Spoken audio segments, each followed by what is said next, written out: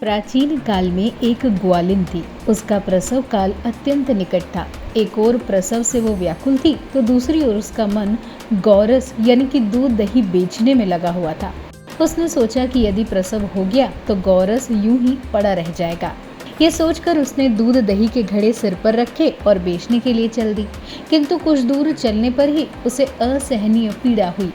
वो एक छरबेरी की ओट में गई और वहां बच्चे को जन्म दिया।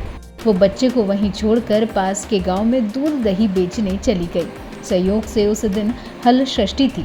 गाय भैंस के मिश्रित दूध को केवल भैंस का दूध बताकर उसने सीधे साधे गांव वालों में बेच दिया।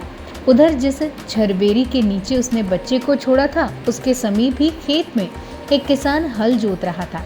अचानक उसके बैल भड़क उठे और हल का फल शरीर में घुसने से वो बालक का निधन हुआ।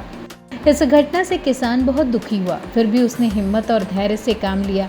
उसने छरबेरी के कांटों से ही बच्चे के चिरे हुए पेट में टाके लगाए और उसे वहीं छोड़कर चला गया। कुछ देर बाद ग्वालिन दूध बेचकर वहां आ पहुंची। बच्चे की ऐसी दशा देखकर उसे समझते देर नहीं लगी कि ये सब उसी के पाप की सजा है। वो सोचने लगी कि अगर मैंने झूठ बोलकर गाय का दूध न बेचा होता और गांव की स्त्रियों का धर्म भ्रष्ट न किया होता तो मेरे बच्चे की ये दशा न होती। अतः मुझे लौटकर सब बातें गांव वालों को बताकर प्रायश्चित करना चाहिए। ऐसा निश्चय कर वो उस गांव में पहुंची जहां उसने दूध दही बेचा था। वो गली गली घूमकर अपनी करतूत और उसके फलस्वरूप मिले दंड का बखान करने लगी। तब स्त्रियों ने स्वधर्म रक्षार्थ और उस पर रहम खाकर उसे क्षमा कर दिया और आशीर्वाद दिया।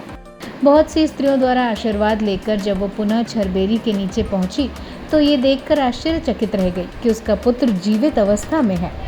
तभी उसने स्वार्थ के लिए झूठ बोलने को ब्रह्म हत्या के समान समझा और कभी झूठ न बोलने का प्रण कर लिया।